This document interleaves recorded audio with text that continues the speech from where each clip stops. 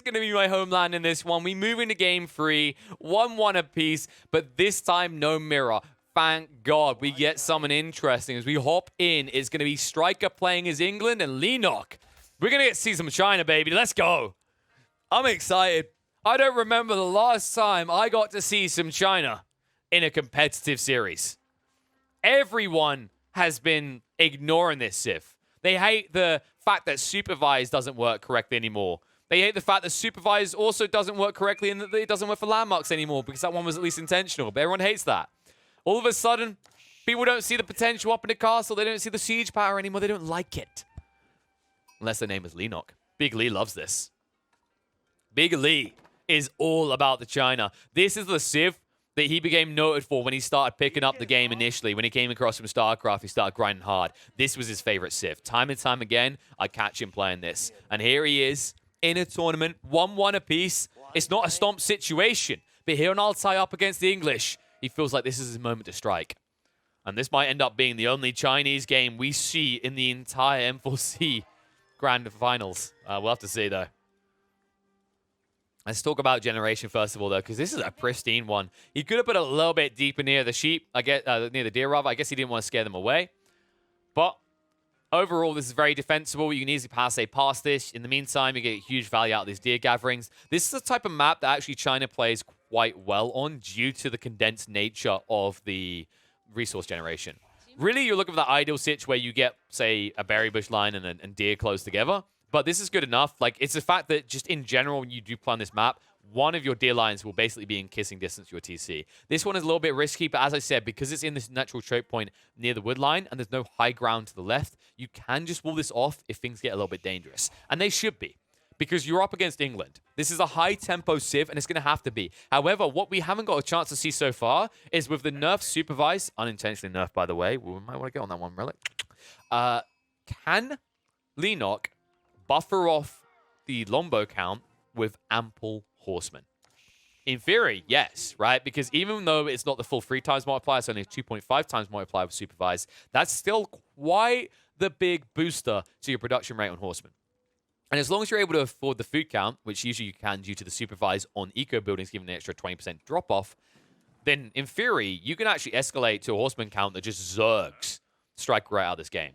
I think it's going to be critical that Striker make sure he's got a composition of horsemen and spears early on. And the only issue with that, though, naturally in this matchup, what we've seen, especially on Altai a lot, is Chinese players love to play into Zhuge Nu. Now, when I do it, I look like a Zhuge Nu. But when they do it, they look like a Zhuge Liang. They look like a master, right? It's a very powerful tool against the English, especially when they play hard into spears and longbows. The only thing that has really changed since we've seen it being spammed a lot in the past, I'd say, is that actually now a lot of these English players have started to look at horsemen as a potential option. So I'm intrigued to see if Striker's going to read it that way, because it's not very often you see Chinese players go into Iraqs and build spearmen. Usually the only time we tend to see spearmen is when they're investing in it as just cannon fodder and vision for the artillery line. Something that's less desirable right now for Chinese because of the nerfs to the landmark specifically, because you can't supervise the clock tower anymore to increase the production rate of your siege weapons.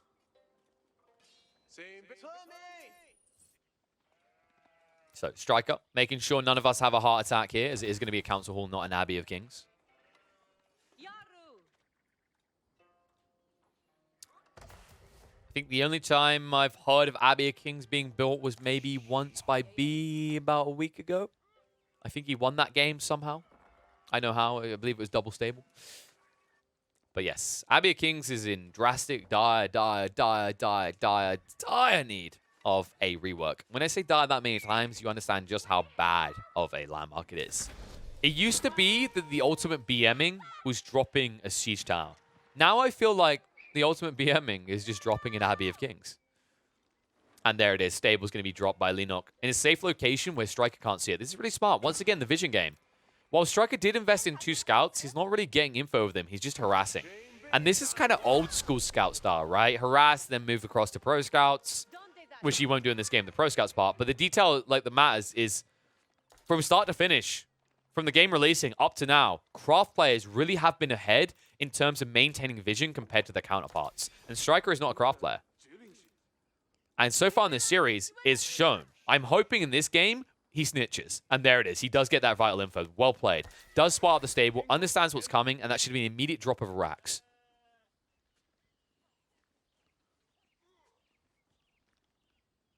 He says, as there's no immediate drop of... There we go. Just waiting on the resources, of course. So far, Striker hasn't moved out, and I think that's because he was paranoid about the stable being dropped, so he didn't even try for the mid ground, and it's a good thing he didn't, because he would have been chased down. With already 2 horsemen out, he would have been butchered. But now Striker, this is the wonky part, and this is kind of the value of picking a Civ that no one else is picking right now. Even though in the past you were familiar with this timing, and you understand when China can actually pressure you and what they do, if you haven't been playing against it for a few weeks because no one wants to pick China right now, it can really set you back when you're faced with a Civ. And it feels like that's what's happened here. Striker's just kind of gone into static mode. He's sitting here. He's waiting. He's not moving out. He's not trying to find a foothold. Although it works to his advantage initially because he would have got butchered, I feel like if you're forced to play England like this where you're just stuck in your base, it doesn't bode well for you, especially considering that China, although they can go and zerg you with these early horsemen, they don't sacrifice their scalability at all, and we can see exactly that as Leenock is now going to go for the Imperial Academy, which will give him that reduced production time on villagers, and will now also open up the floodgates for Zhugnu to flow on through. And all of that comes because he moved the scout out. Once again, the vision situation. The fact that Leenock actually got eyeballs on that meant that he understood his opponent had gone for the squishies. Everything here has no ranged armor. This is where Zhugnu will exploit the game. Because remember, this unit fires in bursts with low damage. The balance being, if you have any ranged armor, it's damage off of each shot. Think of it the same way as, like, to put it in a comparative to the last game we just had, with the Rus. The Rus ships fire in bursts of 5. So if your opponent gets 1 ranged armor added on from the blacksmith, you negate 5 damage from the 25 damage because it's 1 damage off each of those burst attacks. So with the Zhugnu, they hit for low damage, but if you're talking about naked units, it's pure. It's full damage. The moment you talk about getting these upgrades, which he doesn't even have a blacksmith for because he invested in the racks instead, then it starts to get a little bit more troublesome. But as it stands right now, Striker is walking towards his own death.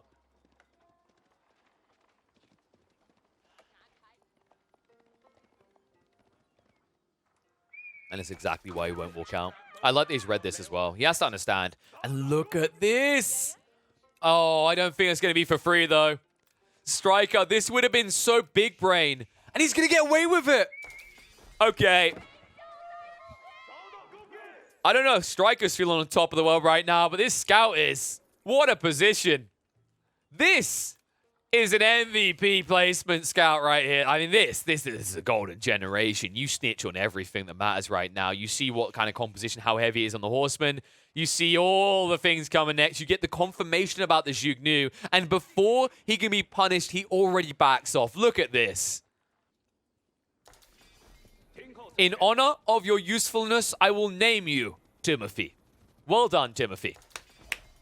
Round of applause, everyone, for Timothy, because he just saved Striker and the English army a lot of blood.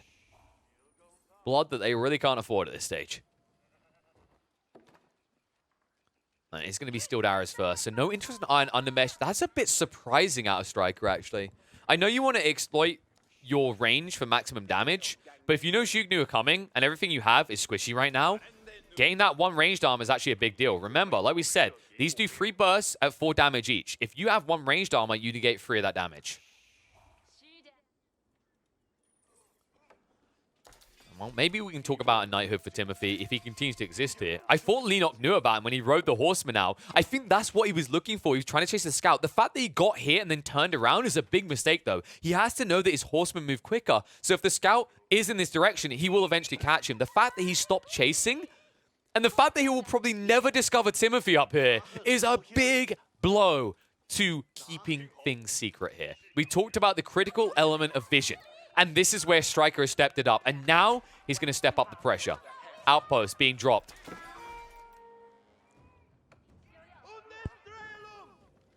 Horseman count looking healthy at 10. Basically the same count as Zhugnu as well. Now this outpost will be annoying. But Leenock could easily just ride in and butcher Striker. So Striker has to be careful. The one edge he has, by the way, and this is why Leenock's been delicate about this, is while Zhugnu are strong, keep in mind that they move slow. The same speed as Lombos. So if the Lombos see you coming, they will continue to disengage. But that is not why he built them. If he built them for that reason, he would be losing this game. He wouldn't be a top 20 player. But for good reason, he is a top 20 player. The Zhugnu's role is simply to butcher the spears. Although the spears can disengage quickly, they want to stay between the Lombos and the Horsemen. This is all about manipulating the fight to open the floodgates for the Horsemen to ride through. If that opportunity ever presents itself, you're going to get butchered. You might look at this. Ram's being built by Striker, but Leenock is cutting off reinforcement. This is a smart play. If he doesn't want to fight directly right now, the Horsemen can actually manipulate the map and prevent Striker from escalating his military force on the front line. And he will deny him getting on the stone. Oh, that's frustrating. So there's going to be no upgrades. This wasn't even about a TC, folks. This is actually about the arrow slits. So you won't have that extra firepower coming out from these outpost investments on the front line. Things will calm down. Timothy still sending Ravens back to HQ, snitching on what's happening. He's like, my lord, they are still supervising and producing the Zhug noobs and the Horsemen. But they've also got some farmlands now, my lord. Striker says very well. Go to ramming speed.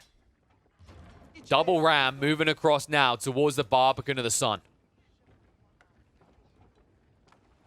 Actually, he says, why am I going for a Barbican of the Sun? Wood on wood.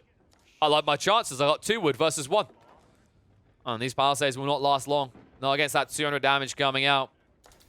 And this wraparound wide. So many. Look at the count right now. And this is smart. Leenock, although it's risky, if he gets around the side, his Zhugnu will be able to gap close. It's dangerous, but it could pay off. But instead, he decides to back behind his walls. And Striker, he can't decide. Does he want his cake, or does he want to eat it? Is it the wall? Is it the Barbican Sun? It looks like he's going to go for the Barbican. However, this Horseman count is escalating further. Zhugnu and villagers moving away. Zhugnu, because it's burst attacks, look how effective this is. They actually kill them very fast. You do need to be careful with this, though.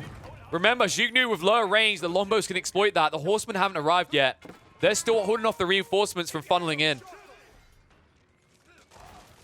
Barbican slowly falling here.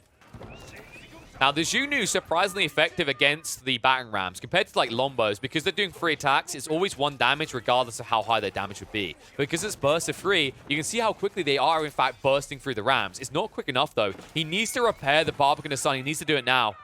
Horseman riding in. He sees the Spearman out of location. This is actually perfect for him. He's going to move on to Lombos instead. Rams have to back up. Horseman sticking to it, going to peel off, and that's going to reveal him to the Zhugnu. There it is. They get in on the Spearman. Spearman backing away. Horseman now going to get behind them. Going to force the engagement in an uncomfortable situation here as Leenock keeps pursuit, gets on top of them and surrounds them on both sides, and now he's maximizing damage. Spearmen have to fight, but the Zhugnu, they don't care if they're shooting spears or Lombos. Either way, it's effective, and that means Striker's going to lose the forward army. Horsemen getting to the back, sticking on top of the Lombos. All the Spearmen are gone. So many Zhugnu still left alive. And these Horsemen, there's enough here to clean up the Longbow, and Striker is going to be pushed entirely back here. There was enough Zerg factor behind it that Leenock will repel the English from his base. And the battering ram will be cleaned up by the Villies. After that, you can easily just repair the Barbican of Sun back up. And while all this has been happening, look at the eco numbers.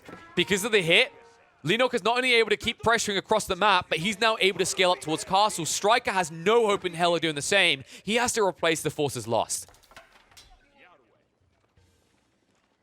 Don't you ever doubt his Zhugnu again. Leenock, no hesitation.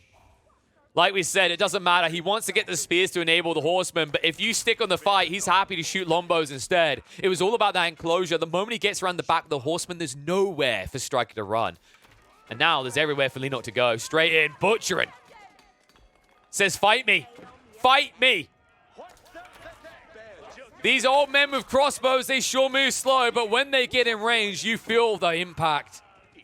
Butchering just 3 villages in the blink of an eye. Now Leenock almost a 20 eco lead, because remember, he's been producing them quicker courtesy of the power of going into that Song Dynasty and getting access to the villager production speed. Ignore this. He's not Tang. He's Song.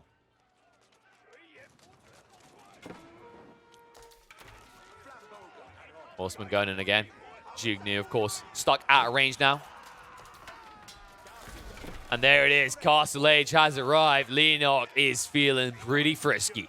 Striker scratching his head, scratching his ass, wondering what he does next. Jugnu are going to get cleaned up. They'll still get decent trades before they die because the spearmen are just running at them blindly. And although he will lose the Jugnu army, the question is, what does he replace it with now? Well, there are options. Could go into the Lancers. Could even drop the Racks, and it is going to be the Racks. The Palace Guard. They're in play. The Marathon Runners, the Sprinters are here. 1.38 movement speed on this man-at-arms unit. You know what it is, guys. It's just wearing heavier armor and not carrying a shield. That's what this does. All of a sudden, you just move a ridiculous amount quicker than your counterpart man-at-arms. The only thing Leenock is missing now is going up into Yuan Dynasty. If that ever happens, he gets the walking cavalry, as I like to refer to them. The two-legged horses is what these lads become. Because if the Palace Guard do get their hands on that extra movement speed from Yuan Dynasty, they're zerging it at over 1.5 movement speed. They're almost as quick as heavy cavalry. It's actually absurd.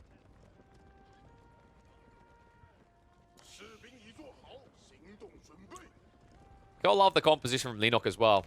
Horsemen go brrr with the movement speed. Jugnu go brrr with the firepower. Palace Guard go brrr with both. This is gonna hurt. Striker is stuck.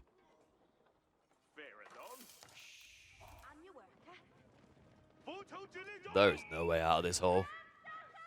He's about to bury himself deeper. Maybe if he digs deep enough, he can come out in Australia where he'll be safe. Because here in Altai, he is looking vulnerable. Small raid attempt. Going to be a fat fail. It's actually just a scout. And he scouts out the secondary TC. The bad news is given. Striker, this is where it gets dire. 30 eco lead now for Leenock. Outpost trying to be constructed. Palisades trying to go down, but the movement in. The Palace Guard will pounce straight in onto the military units. Meanwhile, Jugnu and the Horsemen are going to clean up the villager count, bring them even lower. And this is looking lost for Striker. Nowhere to run and hide. Leenock will show us the power that China still has, as he will easily cruise through with a win on Altai. So far, you thought it was all Europeans, but I got to tell you, like, Leenock, he's making it look like another region will represent at the N4C if he keeps this up, and we'll see if he can do it in decisive fashion as we head into Hill and Dale for a Delhi-on-Delhi matchup.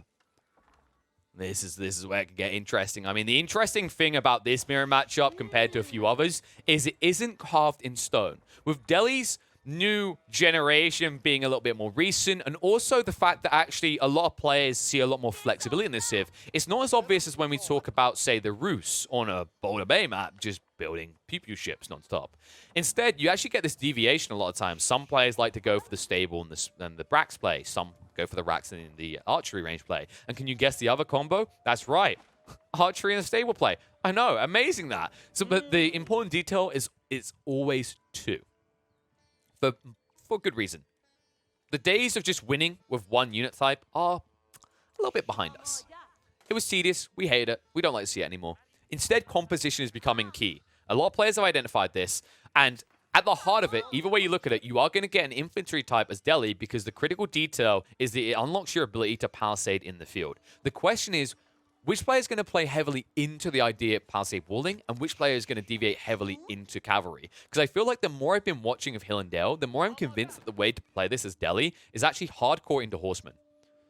In fact, the way to play any civ right now seems to be hardcore into horsemen, if we're being totally honest here. But we'll have to see. Opening up, this is looking like a gorgeous generation for both players. Both the deer and the berry bushes line next to each other. But I've got to say, there's a clear edge for Leenock. Look at this. What is this outrage?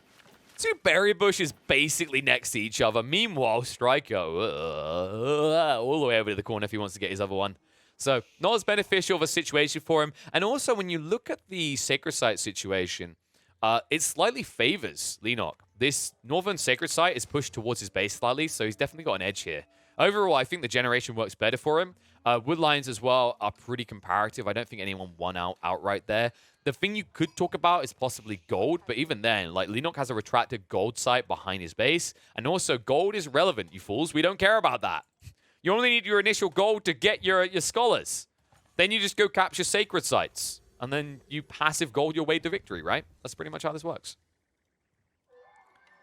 And military efficiency already underway, 29 seconds out. Meanwhile, on the other side, already done. And I think, yeah, Leenock, was this delayed? Yeah, so he actually delayed himself. Huh. I'm trying to think where he invested the additional resources. Did he have 2 scholars? No, it's just 1. But he's behind, like, he's clearly behind. At least in terms of tech, right? Because the military efficiency is already done. It's not too drastic of a difference. Like, he'll still make it up quickly. But I'm wondering where Striker got the slight lead. Maybe he just dropped the mosque a little bit quicker. Whereas Leenock, if you look at the resource, actually, he's inflated a little bit more. Or at least it was on the food front originally. Yeah, I'm not sure about that. Someone like much more analytical than me with, like, I don't know, a PhD in wearing paper hats can go break that one down for me on like, I don't know, a forum somewhere and give me the exact detail that actually made the difference there. It might have been that one of them just shifted on berries earlier, but I doubt that. Both players will instantly drop a mill and go for it. Like, it's too valuable not to. Overall, pretty much matched on the timings, as we can see. 4 workers working on this to get them both up into feudal, and it should tick around the 4-minute mark. And timings are really important when you're playing as this Civ, because you want to try and line up a research completing to instantly get into Sanctity next to try and prep yourself. You can see right now, like, prioritization is a different way around. I don't know if this was intentional out of Striker. Going for the healing rate on Scholars first over the extra health is a little bit surprising. I definitely think you get more value out of piety initially. I think herbal medicine is definitely beneficial around the 8 to 10 minute marks, but instantly with your first 1-2 scholars, having an additional 40 health makes them very hard to assassinate. And looks like he is going to stall it. He shifts across, so it is going to be herbal medicine paused and straight into Sanctity instead, as expected. Meanwhile, on the other side, there it is, queues it up. Wait a second. Am I missing something here? How have these... I haven't seen this before. Or I probably have. I just haven't taken this much note because I'm looking more intently in a Deli mirror matchup. How do you actually pause the text? Can you just drag them? Have I missed that all along? Have I been playing Deli like an idiot? Oh my...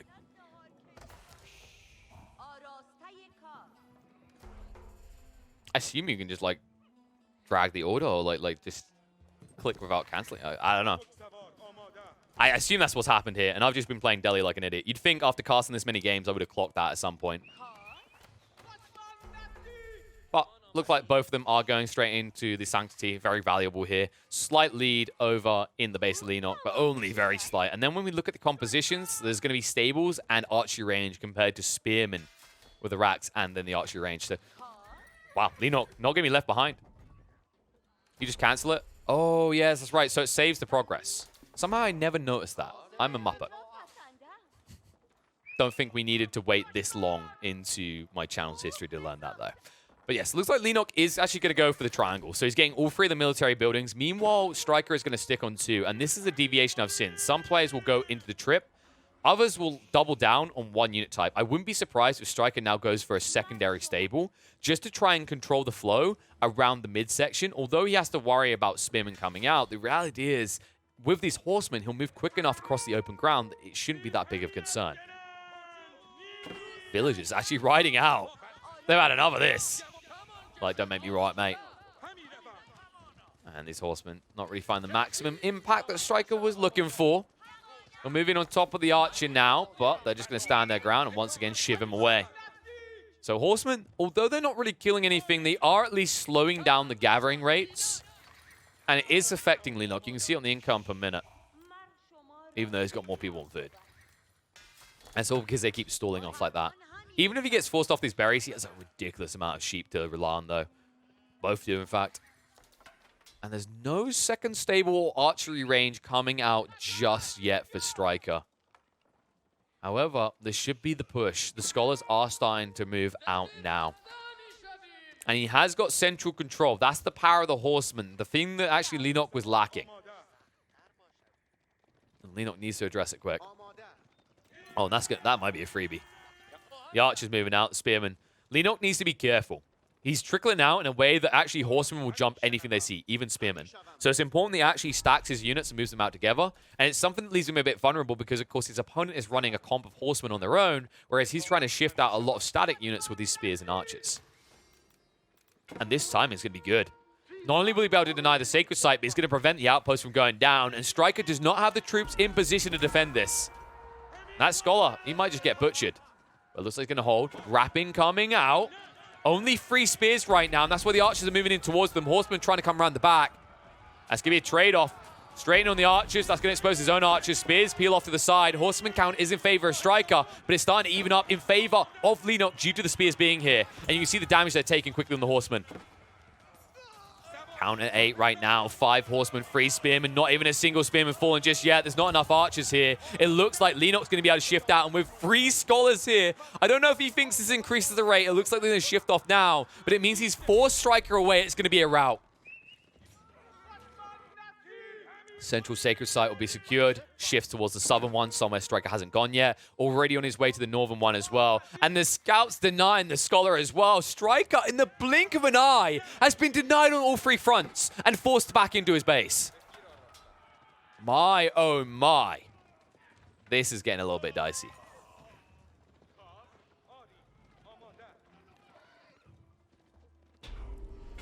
And, well, this is where Striker has suffered.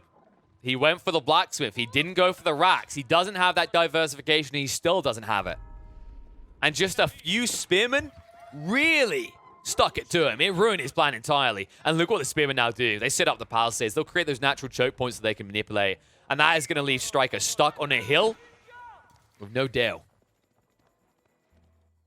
Which I think is a big deal, folks. So I'm pretty sure if it's part of the name, it's definitely a big part of the map.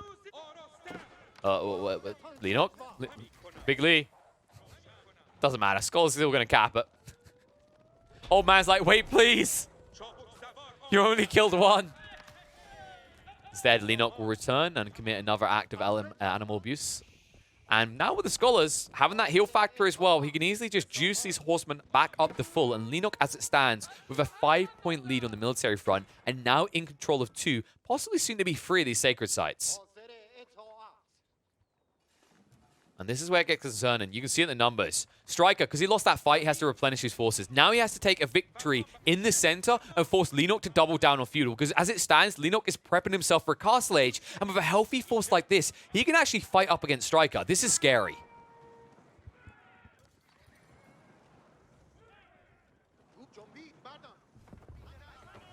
And he'll allow the walls to go up. He'll allow his opponent to waste his time because Leenock, he is ready. He hasn't invested in the castle just yet, but there it is. Compounder of the defender is going to be the choice. He understands that actually just walling in on Hill and Dale, pinning his opponent in, could end the game quickly. And he's taking a fight as well. Horseman and Spears moving in. Striker forced to run. Once again, his reluctance to go for the triangle of unit formation, getting Spearman himself as well, is costing him dearly.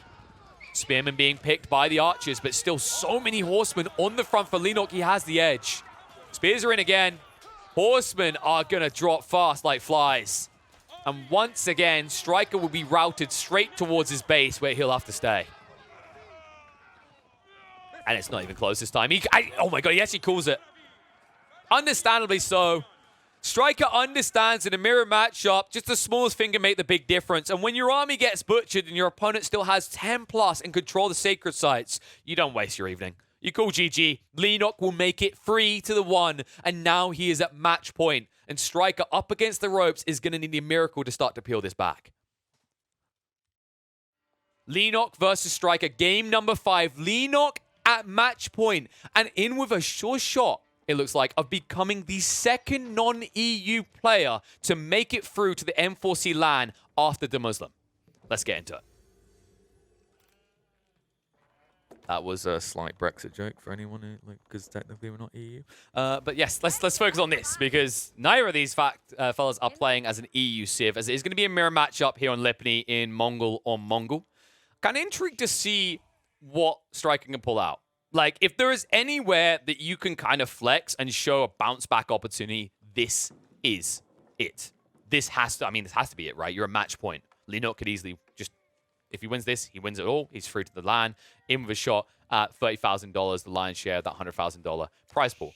But Striker, like, this is one of the most skill-based matchups you're going to get. Mongol on Mongol really is an opportunity to flex what you're made of, and you're going to have to. The reason it is, by the way, a big chunk of it comes down to not only the flexibility of this Civ to play different unit types, I think more important than that is the nature of the Khan.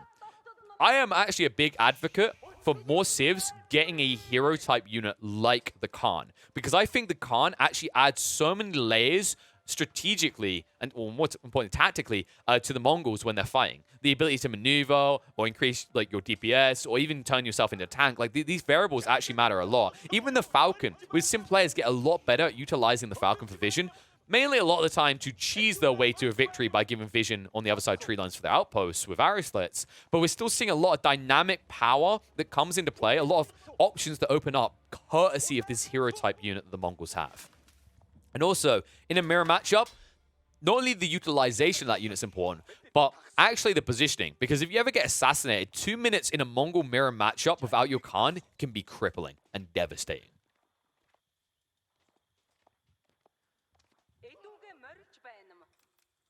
I wonder how much the craft players actually like the existence of like the Khan as well. Like thinking more back to kind of Warcraft 3 and what that enveloped, like the focus on heroes. I imagine like a lot of the craft players probably love the existence or even the idea of more of these type of heroes like exist in the game. Just because it kind of adds this RPG layer that I know they're a big fan of. And maybe it's my bias showing or like my background showing because obviously I come from MOBAs and that's literally all heroes. But I do like this idea. I actually like the idea of more active abilities in Age of Empires. There's so many that just don't get used. Think about Pavis as a perfect example. Palings, which was really funky to use. There's only a handful of abilities that get spammed out. And of course, Mongols, they'll definitely spam out these arrows. They're some of the most impactful activatable abilities in the game. So, Spearman on Spearman. This does happen a lot, mainly because your two options is either Spears or Stables. It's very risky to just rush up into Feudal and go straight into Archers to count out Spears, just because, well, your opponent escalates an army quickly due to the Evu. He doubles up and is efficient, because it's not only that you're getting passive stone over time, remember that you're spending stone instead of, like, an additional 60 food and 20 would double your capacity. So that actually adds up very quickly. And that's why we see this presence of Spears early on out of players a lot of the time. But a very unorthodox move by Striker. He's shifting his TC across to this valuable area where he's got deer, berry, and gold close by. It does mean his woodline is going to be risky, though. So I don't know if this is going to be the optimal play. And right now, he's missing out on production. This is why a lot of players will not move their TC in the early game. It's 3 times now. The third should be the charm. But even the setup time, it's time that you're not producing villagers. And when we look at the count, we can already see Leenock is building a lead. He's probably going to have a 2 eco lead at the 4-minute mark in the game due to the fact that Striker shifted. Oh my god! Oh my god! He's actually going to call it. No way. It's because of the deer. He didn't get the initial placement. And then the second one is tilting you. By the time you're at the second one, the game is frustrating as all hell. Because you're like, why is this not going down? And then the third one, that's when he's clocked up, what, 20 seconds? He's missed a villager. Then you have to account the amount of time it took him to move over there. I knew he was going to be a bit on tilt. I knew it was going to be frustrating. And he was definitely fighting uphill. But Striker GGing out on match point for Leenock. With this being his final opportunity to get to a $100,000 land, to GG out like that is baffling. And, I mean, this, maybe he just, like, you know, maybe he's just going to be one of those people that says that frivolous statement, it is what it is. One thing I always hate to hear. But this, to me, I mean, this is a battle. Like, there was so many things we talked about. The scouting vision over the games, the transitions, the reluctance to, like, stubbornly stick to something. What we just saw there is mental fortitude. Think back to the Roos on Roos map. Think back to how long Leenock stuck in that game when so many players would have GG'd out. Imagine if that shoe was on the other foot.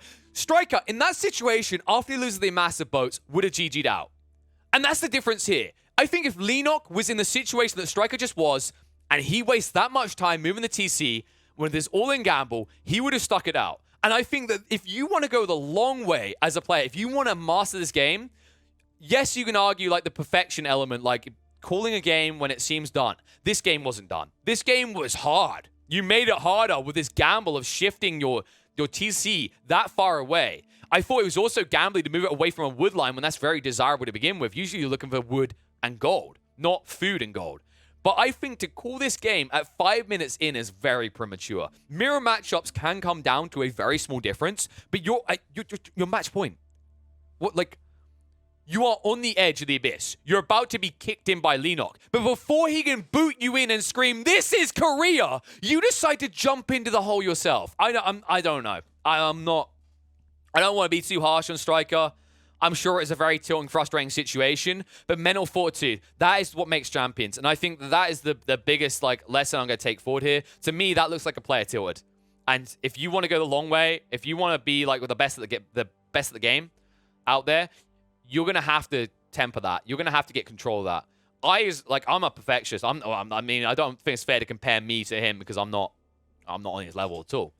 But as a perfectionist, I will say I understand the frustration of these small things adding up and ticking away at you and digging into you.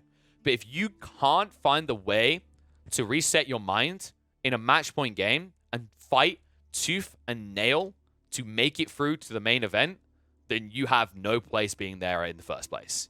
So that is something like the Striker, I didn't catch the rest of his games. I was really hyped. I was looking forward to this. When he took a game off Leenock, I was like, maybe some potential here. Leenock definitely looking dominant, but to me, he has to step it up. That can't be it. I'm checking now just to make sure that this isn't this might be a restart, so maybe I'm wrong. I'm hoping I'm wrong. I damn well better be wrong. Because I don't... That doesn't look good. So, Nilly's doing an interview. All right, so, yeah, I guess that's it then. Yeah, misses in lobby. The next series is going to get ready to go. I mean, that is a very disappointing end to Striker's run. I had some high hopes. I hoped he was going to take a few games. You know, you can get frustrated about the buggy nature of the TC movement, but at the end of the day, I think, if anything, he's going to be kicking himself for moving that TC in the first place. There's a good reason we don't see people move their town center after the initial deploy as Mongols, and I think we saw it right here. I think even with that in mind, even with that tilt factor, biggest lesson for Striker moving forward from this, you know, you can meme and say, don't move your TC, but I think more importantly, mental fortitude. I talk to some pro players who've been doing it for years longer, learn from them. Maybe it's just something that's going to come to him with time, but honestly, I don't think you can try, I don't think you can come and play at this level of Age of Empires 4 and let a game get to you that quick. Not a decided match. It's an unfortunate way, but commiserations to Striker. I mean, he made a damn good run, beating Eric, beating Orc, beating Kiljadi, and also Fly like Django, all the way to come through, takes a game off Leenock, but unfortunately, just a tilt factor of 10 coming out, rounding this out. Not the way that I think even Leenock wanted to qualify. I think he was looking forward to a hard-fought mirror matchup game there, but instead, handed an easy victory. He'll head through. Leenock will be representing the rest of the world alongside of the Muslim, as they are the only two non-EUs right now. The question is, after a short break, can we make it free when we get into the final series between Mr. and B?